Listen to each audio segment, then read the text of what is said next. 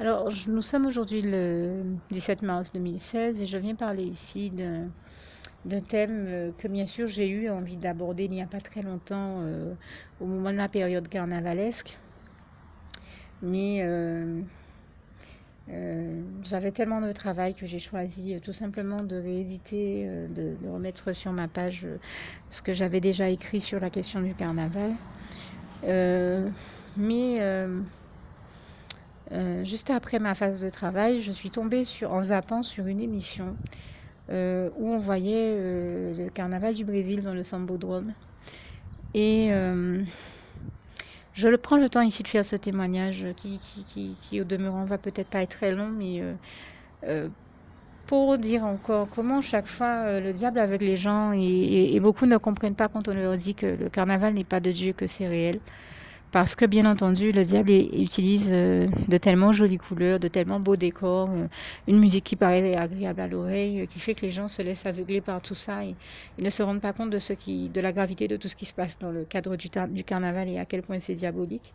Et j'en veux pour preuve que cette année, le diable qui est toujours dans la dynamique de détourner les gens de Dieu, de Jésus et de son Saint-Esprit et de la véritable doctrine de Christ, et qui est prêt à tout faire pour amener les gens dans l'adoration de faux dieux et à les détourner du véritable Dieu, l'éternel, notre Dieu, le seul Dieu vivant, tout-puissant et trois fois saint, ne s'est pas gêné pour faire pour utiliser, inspirer les diaboliques qui l'utilisent pour mener l'opération du carnaval en leur inspirant le thème des faux dieux, j'ai envie de dire. Et quand je dis des faux dieux, je le dis en tant que chrétienne, mais bien sûr, ça n'aurait jamais été présenté comme ça officiellement comme étant le thème des faux dieux.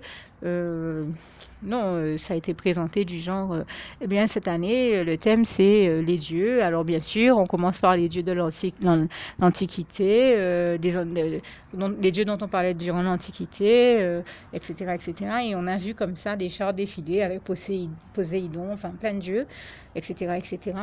Les dieux dont on parlait dans la mythologie et puis plein de choses de ce genre-là. Mais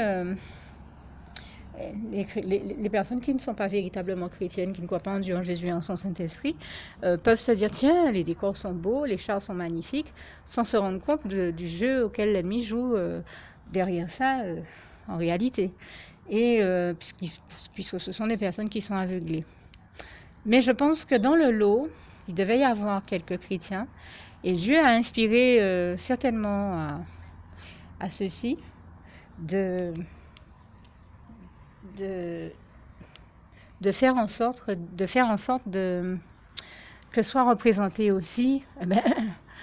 Au Brésil, vous avez la statue du Christ que l'on appelle le Corcovado, où on voit Jésus avec ses bras d'amour grands ouverts et qui attend tous ceux qui veulent bien venir s'y blottir.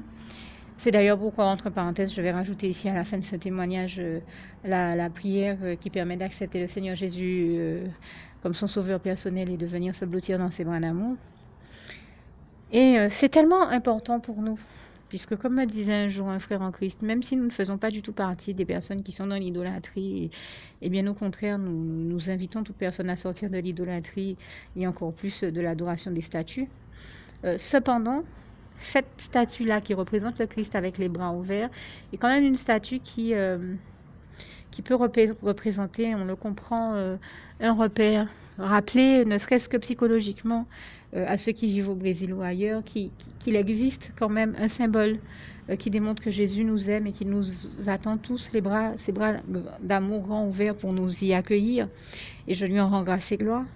Et donc, la preuve que c'est une vérité, c'est que Dieu a quand même permis que leur a mis à cœur donc de faire défiler, puisque on montrait toute espèce de Dieu, il fallait quand même qu'il y ait quelque chose dans tout ce, ce, ce, ce décor-là qui vienne rappeler que Dieu, Jésus-Christ et son Saint-Esprit existent réellement et que Dieu est le seul véritable Dieu et qu'il s'agit de servir Dieu, Jésus et son Saint-Esprit.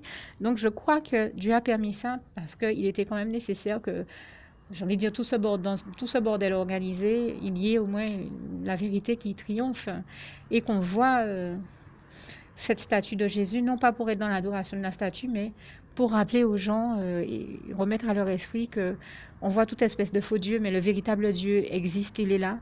Dieu le Père, Dieu le Fils, Dieu le Saint-Esprit, et ce symbole, très grand symbole de la foi qui est Jésus-Christ, il fallait qu'il soit représenté. Et je rends grâce et gloire à Dieu qui a permis qu'il le soit. J'espère que vous comprendrez là encore en toute bonne intelligence ce que je suis en train de dire ici. Et là, vous savez qu'est-ce que le diable a fait? Lui qui aurait préféré un défilé carnavalesque totalement à 100% diabolique, j'ai envie de dire diabolico-diabolique, diabolico-démoniaque totalement à 100%, eh bien, il n'a pas supporté que des chrétiens fassent en sorte qu'il y ait une représentation du Christ dans ce carnaval. Et il les a attaqués. Il a attaqué les personnes à qui Dieu avait inspiré de faire ça. Et il a fait en sorte qu'on les enferme, qu'ils soient arrêtés par la police et qu'on les enferme. Tout ça pour faire subir encore aux personnes qui ont ne serait-ce qu'une once de foi en Jésus-Christ les pires persécutions, comme d'habitude. Et j'ai trouvé ça tellement énorme, tellement grave, que je me suis dit ça vaut quand même la peine qu'on le souligne, qu'on le signale et qu'on le souligne. Et c'est pour ça que j'en parle. Et ça m'a estomaqué de savoir que parce qu'on a pris le temps de représenter Jésus, eh bien, dans ce carnaval-là, des personnes qui ont pris le temps de le faire ont été arrêtées par la police pour essayer d'interdire qu'il y ait une représentation du véritable Dieu. Alors, ça voudrait dire quoi, si on analyse les choses, qu'on pousse la réflexion un peu plus loin, que tant qu'on fait des faux dieux, c'est d'accord, il n'y a aucun problème, on ne se fait pas attaquer, on ne se fait pas arrêter par la police. Mais par contre, quand on fait une représentation du véritable Dieu pour rappeler aux gens que Dieu, Jésus-Christ et son Saint-Esprit existent en montrant la statue du Christ, là, on se fait arrêter par la police.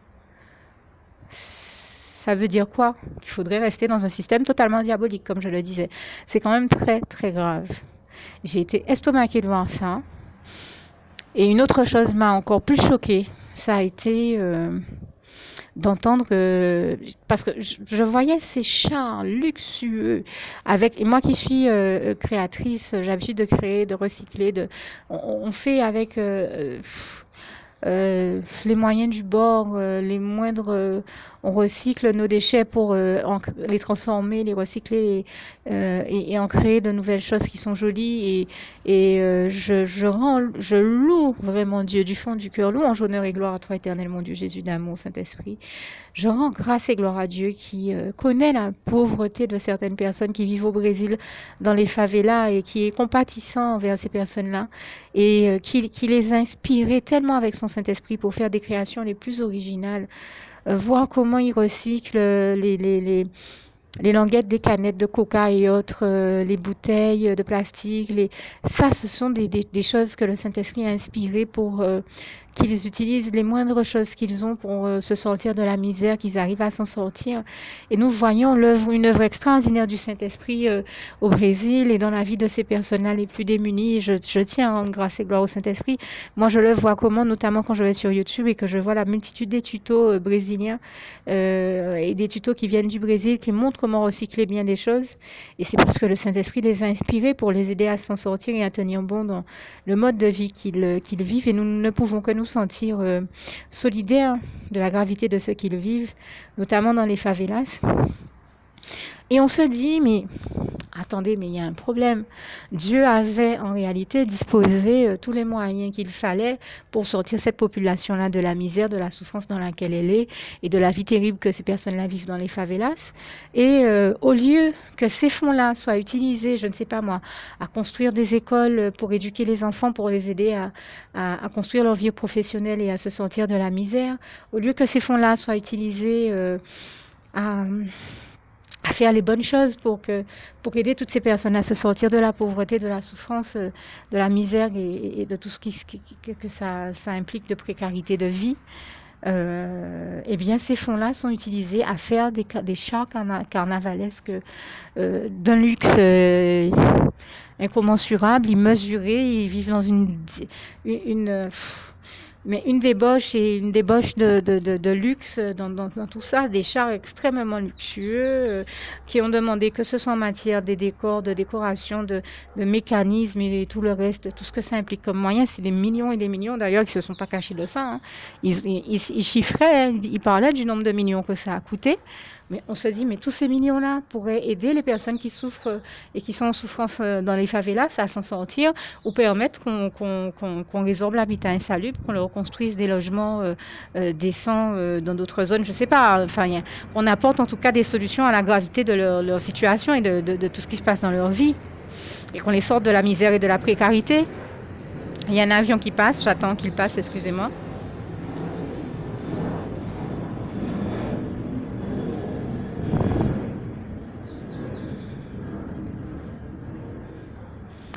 Eh bien non, au lieu de ça, on a vu que l'ennemi, là encore, utilise certainement quelques diaboliques passionnés de carnaval pour détourner les fonds que Dieu avait très certainement alloués à régler les problèmes qui se posent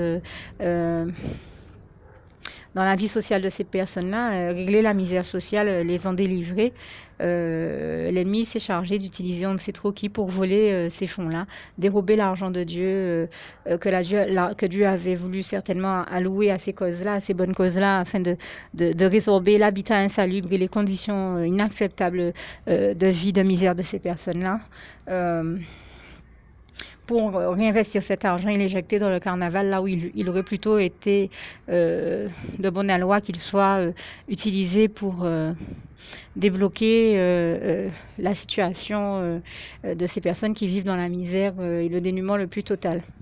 Et donc, c'est terrible. J'étais estomaquée par tout ça. J'étais vraiment choquée. Et puis, pire, les personnes qui faisaient donc le commentaire, à chaque fois qu'il y avait un nouveau char qui arrivait, un nouveau groupe, parlaient des millions que tout ça avait coûté. Et à un moment, l'une d'entre elles disait, bien sûr, vous savez que bon nombre de régions du Brésil sont dans la pauvreté, donc ils ont eu besoin d'être aidés et d'avoir des subventions supplémentaires pour réaliser tous ces décors-là. Et en fait, ils ont pu avoir cet argent-là via un pays d'Afrique qui les a aidés à subventionner le carnaval. Et là, j'étais encore plus estomaquée. Ils ont dit quel pays d'Afrique. Mais comme ça fait longtemps que j'ai vu le reportage, pour ne pas me tromper de pays, je préfère même pas citer lequel, pour être sûr que je ne fasse pas d'erreur. Mais j'étais estomaquée parce que tout ce que je peux vous dire, c'est que c'est un pays d'Afrique où là encore, les gens sont dans une misère la plus totale.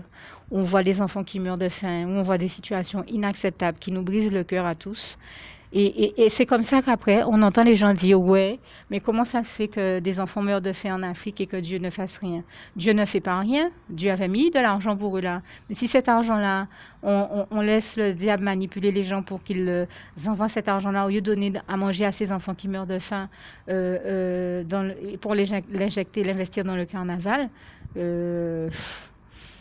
on comprend mieux ce qui se passe et à ce moment-là, on ne peut plus incriminer Dieu et dire que Dieu ne fait rien pour sauver la vie de tous ces enfants-là et sortir tous ceux qui vivent dans la misère aussi, que ce soit au Brésil ou en Afrique, de leur situation.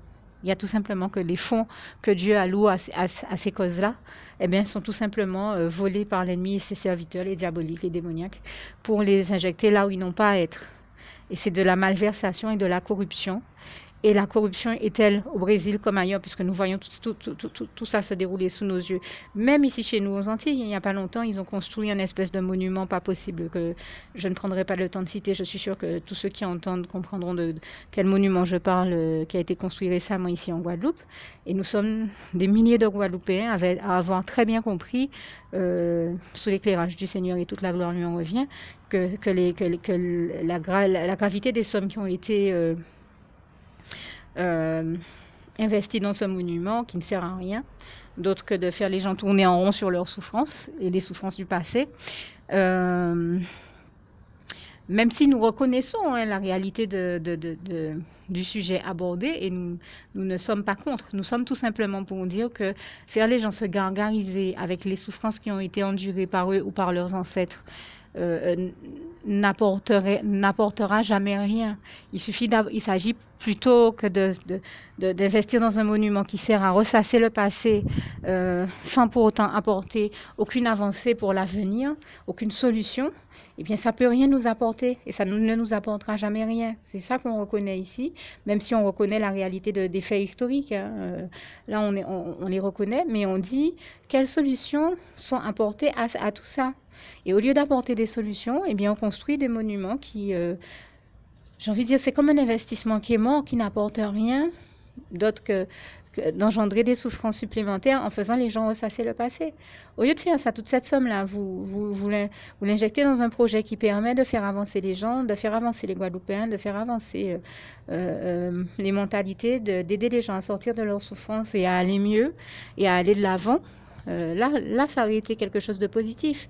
Au lieu de créer un monument comme ça qui ne génère que de la souffrance, eh ben, ces sommes-là auraient pu être, s'ils pas encore de solution pour toutes ces problématiques qui sont liées à ce sujet abordé dans ce monument, ces sommes-là, nous sommes des Guadeloupéens. On a une tendance à faire passer les Guadeloupéens pour des cons, mais on ne nous fera pas croire à des balivernes et prendre des vessies pour des lanternes et nous faire croire que la situation est tellement belle ici qu'on pouvait se permettre le luxe d'investir dans des millions dans une structure de ce type-là qui n'apporte rien aux Guadeloupéens, concrètement. Et j'en parle, je suis une femme passionnée de culture. Quelqu'un me disait il n'y a pas longtemps, tu es vraiment une femme de culture, mais je suis désolée, ça n'apporte vraiment rien aux Guadeloupéens. Ça ne leur apporte rien dans leur quotidien, ça ne leur permet pas d'investir, d'avancer, alors que si on avait investi ces mêmes sommes-là, justement, dans l'éducation de notre jeunesse, de nos enfants, dans le secteur de l'emploi. Il y a tellement de choses à faire pour que nos jeunes retrouvent du travail, ou les moins jeunes d'ailleurs. Eh bien, ces sommes-là auraient pu être utilisées de manière adéquate et correcte. Je trouve indécent qu'on vienne prendre des millions pour les investir dans des projets qui n'apportent rien, alors que bien d'autres questions et problématiques ne sont pas encore réglées chez nous. La question de l'éducation, la question de l'avenir des jeunes, la question de l'emploi. Il y a trop de questions qui se posent, et chez nous, et au Brésil, et en Afrique. J'en ai parlé, j'ai parlé de notre réalité guadeloupéenne, pas par chauvinisme pour parler de Guadeloupe, mais pour dire, voilà, trois situations que nous voyons se dérouler sous nos yeux, et vous comprenez que forcément, elles sont liées. Elles démontrent véritablement la corruption qui existe et comment tous les fonds qui pourraient être alloués à toutes les causes, les bonnes causes qui auraient besoin d'être défendues et traitées, solutionnées, eh bien, le sont au lieu d'être alors que Dieu a mis ces sommes-là à disposition pour justement solutionner tout ce qui a besoin de l'être, eh bien, toutes ces sommes-là nous sont volées par des diaboliques qui les investissent dans des choses du diable au lieu de les investir dans les problématiques du diable plutôt que de les investir dans les solutions que Dieu propose. Résultat, voilà ce qui entraîne aussi une gravité de bon nombre d'éléments dans nos sociétés. On ne comprend pas pourquoi cette société-là marche sur la tête, mais ça nous interloque devant toutes ces réalités-là sous nos yeux. Et il y a encore un hélicoptère qui passe, je suis désolée. Ça nous interroge, ça nous interpelle devant toutes ces réalités-là sous nos yeux. Et je ne pouvais pas ne pas en parler. Et je ne suis tellement pas la seule à m'en rendre compte que justement, même dans ce carnaval du Brésil, et je vais terminer là-dessus puisque c'était ici le sujet et le thème principal de ce témoignage, même dans le carnaval, la question de la corruption a été abordée et dénoncée puisque à un moment du défilé, ils ont fait une partie du défilé. Il y a un groupe qui a présenté un thème qui dénonçait en fait, qui visait à dénoncer la corruption des hommes politiques de ce siècle et de ce monde. Et vraiment, nous rendons grâce et gloire à Dieu qui nous avait déjà avertis de toutes ces choses aussi que nous voyons se dérouler sous nos yeux dans sa parole, qui parle des grands de ce monde et qui nous avertit bien de ne pas nous laisser aveugler et emporter par les choses et les gens de ce siècle et leur fonctionnement et leur comportement, de ne surtout pas nous laisser entraîner avec eux dans leur perdition. Et qui nous invite à rester lucides face aux réalités des choses de la vie. Bien sûr, je faisais allusion tout à l'heure au passage de Romains 12, verset 2. Je pense que vous l'aurez compris et je choisis donc de terminer ici avec un autre passage qui est très cher à mon cœur en vous rappelant que dès que j'aurai terminé de le citer, vous pourrez trouver, pour ceux qui ne l'ont jamais encore fait, la prière dont je parlais tout à l'heure. Que Dieu vous garde et vous bénisse tous et surtout, je vous souhaite donc le meilleur et ce que, en l'occurrence, ce qui est écrit dans ce si beau passage de Philippiens 4, verset 7. Que la paix de Dieu qui surpasse toute intelligence garde vos cœurs et vos pensées en Jésus-Christ. À bientôt. Alors, je tiens à préciser là aussi, juste avant de rajouter la prière, comme je le disais, que l'une des choses qui m'a fait réagir et parler du carnaval maintenant, alors que je souhaitais en parler dans la période carnavalesque et que je n'ai pas pu le faire pour des raisons indépendantes de ma volonté, c'est que ce matin encore, on a parlé aux actualités d'un cas de ressortissant étranger qui était chez nous et qui a été arrêté pour des faits de violence, pour avoir volé un jeune lycéen et un employé, je crois, de France Télécom qui était en plein travail et il leur a dérobé argent, iPhone, enfin téléphone, tablette tactile et autre chose. Mais gloire à Dieu qui a permis qu'on réussisse à l'appréhender, à l'arrêter. Et une fois qu'il s'est retrouvé au tribunal, il a expliqué qu'il était venu pour le carnaval et enfin, que c'est le carnaval qui l'a amené ici. Et bien, l'un des employés de justice qui était en face de lui a conclu l'affaire en lui disant, eh bien, monsieur, puisque c'est le carnaval qui vous a amené ici, que le carnaval est terminé, et qu'il est fini, vous allez pouvoir repartir chez vous, plutôt que de venir commettre des exactions terribles dans un pays duquel vous n'êtes même pas ressortissant. C'est quand même terrible de sortir de son pays et au lieu d'être heureux d'être bien accueilli dans un autre pays, de choisir d'y commettre de tels faits de la part du diable. C'est là encore où on voit, c'est un élément de plus que je prends le temps de signaler ici, qui nous démontre que vraiment, non seulement le carnaval n'est pas de Dieu, mais qu'il est du diable, mais en plus, il attire d'autres diaboliques qui viennent encore semer la pagaille chez nous. C'est quand même quelque chose de terrible là aussi, et j'ai trouvé ça suffisamment grave pour estimer que ça méritait là aussi d'être signalé. Il me semble que c'est un élément de plus qui vient nous démontrer que le carnaval n'est en rien et ne sera jamais quelque chose de Dieu et que Dieu cautionne. Et nous en rendons grâce et gloire à Dieu. Je tiens vraiment à ajouter là encore en guise de précision que je ne suis vraiment pas la seule Guadeloupéenne à analyser et à comprendre la supercherie terrible que le diable a faite aux Guadeloupéens en faisant en sorte de dérober les millions d'euros que Dieu avait disposés pour très certainement aider la Guadeloupe et les Guadeloupéens à arriver à une meilleure qualité de vie, en tout cas à un bien-être ou à un mieux-être, notamment sur le plan social, sur le plan de l'hébergement et toutes les questions qui se posent chez nous, éducatives et consorts. Et j'en veux pour preuve que, comme je vous le dis, je sais que nous sommes des milliers de Guadeloupéens a très certainement pensé la même chose que moi et je dis tout simplement tout ce que beaucoup pensent tout bas et beaucoup de personnes ne disent rien du tout simplement, mais nous sommes des milliers à penser exactement la même chose et à en faire la même analyse. J'en veux pour preuve que je crois que c'est la semaine dernière encore passé sur l'une des télévisions locales, je crois que c'était sur ETV Guadeloupe. Euh, un artiste, ETV ou ATV, je ne saurais plus dire laquelle des chaînes, des deux chaînes, mais c'était une chaîne locale.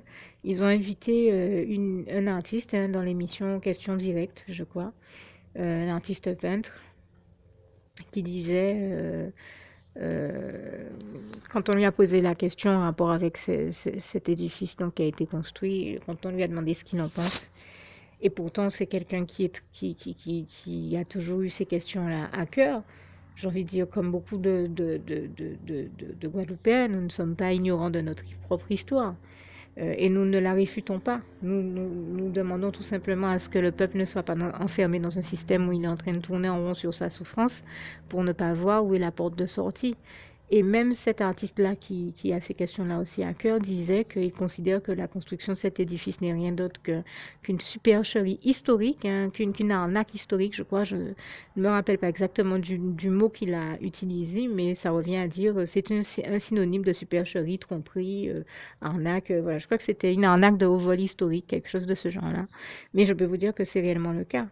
Il aurait peut-être pas eu le réflexe de dire à la télévision que c'est une arnaque que le diable a faite pour voler le peuple guadeloupéen encore, mais c'est réellement le cas. Et quand je le dis ici, je le dis parce que j'aime la Guadeloupe, j'aime les Guadeloupéens, les Guadeloupéennes, puisque je suis moi-même guadeloupéenne. Je ne pouvais qu'aimer les ressortissants de mon île. Et très sincèrement, j'ai eu beaucoup de chagrin de voir qu'on est encore en train de nous arnaquer, et on ne nous fera pas prendre des vessies pour des lanternes et avaler une aussi grosse couleuvre, et nous faire croire qu'en prenant ce type de prétexte fallacieux, soi-disant de vouloir venir travailler sur certaines questions du passé, que ça nécessitait qu'on investisse des millions sur ce type de questions et de construction de monuments qui, ne, comme je le disais, ne vont rien apporter à l'évolution positive de la Guadeloupe et des Guadeloupéens. Et ces millions-là, comme je le dis, je demeure persuadée que mon propos peut être compris en toute bonne intelligence, et qu'on comprend bien qu'il aurait pu être investi, ces sommes-là auraient pu être investies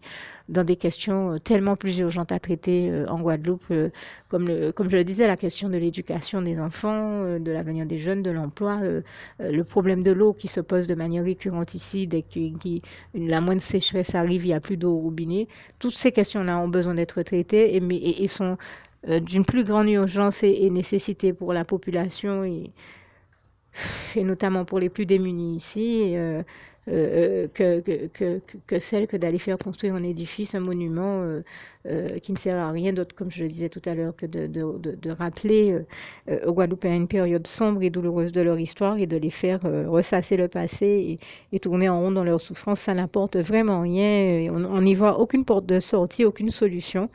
Et là aussi, j'en parle parce que je suis quelqu'un qui voit trop comment Jésus fait tout pour sortir les Guadeloupéens de leur souffrance, et de tout ce système-là de gargarisme et de ressassage de leur histoire et de leur souffrance inutilement. Je vois trop Jésus tout mettre en place pour faire de nous des êtres heureux et épanouis, comme le passage de 3 Jean 1, verset 2 nous rappelle la volonté de Dieu de tous nous voir heureux et épanouis. Je vois Dieu Jésus et son Saint-Esprit mettre trop de choses en place pour nous aider à aller mieux, et à arriver au bien-être, au mieux-être et au mieux vivre ensemble, pour faire comme si je ne le savais pas, et laisser ça passer. Il fallait quand même que là encore, je prenne le temps d'en parler. Tout comme j'ai apprécié aussi, et je voulais terminer là-dessus, d'avoir entendu ce qui a été répondu donc à cet étranger. Je n'ai rien contre les étrangers, là aussi, je tiens à le dire. Par contre, je voyais une sœur en Christ une fois sur Facebook qui disait qu'elle est canadienne, et que si un étranger vient dans son pays, même si elle n'a rien contre les étrangers, qu'elle les accueille très bien, comme c'est moi aussi mon cas.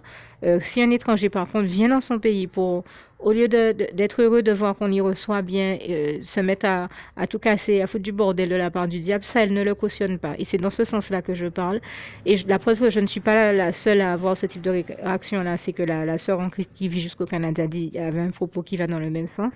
Eh bien, je ne le cautionne pas plus chez nous. Et la preuve que je ne suis pas non plus la seule à être dans ce type de réflexion et de réaction, même si je peux vous dire que ma meilleure amie, c'était une étrangère. Donc, j'ai vraiment rien contre les étrangers. Mais très sincèrement, j'ai apprécié d'entendre ce matin que la preuve que je ne suis pas la seule à penser de la sorte, que l'un des employés de justice qui avait en face de ce gars-là au tribunal, je ne sais pas si c'est un juge, un avocat ou quoi, parce que j'ai pris le reportage en cours, mais je sais que c'est quelqu'un qui travaillait dans le tribunal et qui était autorisé à lui parler au micro, lui a dit, puisque c'est la venue du carnaval qui vous a fait venir ici, qui vous a amené, eh bien maintenant que le carnaval est fini, vous allez repartir avec lui, plutôt que, en substance, plutôt que de venir foutre du bordel chez nous sur notre île, alors que vous n'êtes même pas d'ici. Est-ce que nous, on va embêter les gens chez eux, nous? Je suis quelqu'un qui voyage beaucoup. Jamais j'ai dégradé quoi que ce soit dans aucun pays, des pays où je suis passée. Jamais j'ai fait de mal ou commis de faits de violence, ni ici ni ailleurs. Je suis désolée, nous, Guadeloupéens, des fois, on fait tout pour rester dans un comportement correct et le meilleur, et avancer dans une dignité de vie. Il ne faut pas non plus qu'on vienne nous emmerder chez nous. C'est tout bonnement pas logique que les gens se sentent autorisés à venir commettre des faits de violence chez nous. Et ça vient, là encore, dégrader notre qualité de vie. Il est normal qu'on leur réponde ce genre de choses-là, parce que nous, Guadeloupéens, on n'a pas à accepter ce genre d'événements-là chez nous. On ne va pas embêter les autres chez eux. Donc, il faut qu'on apprenne aussi à respecter, à s'aimer les uns les autres, comme le Seigneur Jésus nous l'apprend, Jean 13, verset 34 à 35, et à se respecter. Nous aimer les uns les autres, ça implique de se respecter les uns les autres. Et c'est vraiment non pas à la violence que j'appelle, mais au respect et à l'amour, au nom puissant du Seigneur Jésus. Que Dieu vous garde et vous bénisse tous. À bientôt. Alors, pour toutes celles et ceux qui ne l'auraient jamais encore fait auparavant, je partage avec vous ici la prière par le biais de laquelle le Seigneur Jésus m'a sauvé la vie et vous invite tout simplement à lui ouvrir vos cœurs, à être sincère avec lui dans ce que l'on va dire ici, puisque si Dieu me met à cœur de partager avec vous cette prière, tout comme il le fait toujours avec chacun de nous, c'est tout simplement parce que Dieu nous a sauvé la vie, m'a sauvé la vie et nous a sauvé la vie à tous, tous ceux qui partageons avec les autres cette prière, et que nous l'avons vu nous faire tellement de bien, nous donner tellement d'amour, nous combler de bonheur dans les bras d'amour de Jésus, et bien que nous souhaitons au maximum de personnes d'aller aussi au paradis et de connaître le bonheur des bras d'amour de Jésus ainsi que d'être sauvés par lui. Mais bien entendu, pour être sauvé, encore faut-il prendre le temps de demander à l'être et d'accepter donc le Seigneur Jésus-Christ comme son sauveur personnel, ce qui est ici l'objet de cette prière. Alors, n'oubliez pas à cet effet qu'il est notamment écrit en Acte 4, verset 12, que Dieu, dans sa grande sagesse, dans sa sagesse infinie, a choisi le Seigneur Jésus-Christ, qu'il l'a mandaté, qu'il l'a délégué pour être le seul sauveur de toute l'humanité et qu'il n'y a aucun autre nom que celui du Seigneur Jésus-Christ qui nous ait été donné, qui ait été donné à toute l'humanité pour être sauvé. Voilà pourquoi nous avons la certitude qu'en acceptant le Seigneur Jésus comme notre sauveur personnel, nous faisons définitivement le bon choix, d'autant qu'il est également écrit en Jean 14, verset 6, Jésus-Christ est le chemin, la vérité et la vie. Nul ne va au Père Dieu sans passer par le Fils Jésus-Christ. Voilà pourquoi nous devons donc adresser au Seigneur Jésus la prière qui suit. Donc Seigneur Jésus-Christ, n'hésitez pas donc à dire cette prière à haute voix en vous mettant bien entendu dans un lieu où vous savez que vous pouvez prier en toute sérénité. Donc Seigneur Jésus-Christ, je t'accepte aujourd'hui comme mon sauveur personnel, moi un tel, vous dites votre nom et votre prénom. Et je te demande aussi Seigneur, vraiment de continuer à veiller sur moi et sur ma vie. Je remets d'ailleurs toute ma vie entre tes mains, éternel mon Dieu, Jésus d'amour, Saint-Esprit, puisque tu en es le Créateur. Je remets cette vie entre tes mains, je te la donne puisqu'elle t'appartient, puisque tu l'as créée, et je te demande de me conduire à toutes les victoires et réussites que tu as prévues pour ma vie. Tout comme je te demande aussi pardon, éternel mon Dieu, Jésus d'amour, Saint-Esprit, pour tous les péchés que j'ai commis tout au long de ma vie, dès le début jusqu'à la date d'aujourd'hui incluse. Pardon aussi, Seigneur Jésus, pour toutes les fois où j'ai fait mal à ton cœur. Et surtout, merci, Seigneur Jésus, quand le bon moment sera venu pour ça, de revenir me chercher pour m'amener avec toi dans tes bras d'amour au paradis où je veux demeurer et continuer à te servir et à t'appartenir pour l'éternité en éternité. Et c'est au nom puissant du Seigneur Jésus-Christ que j'ai fait cette prière. Soyez bénis, vous tous qui avez fait cette prière, que Dieu vous garde et vous bénisse tous. Et surtout, n'oubliez pas de partager cette prière avec le maximum de personnes autour de vous, tous vos contacts, famille,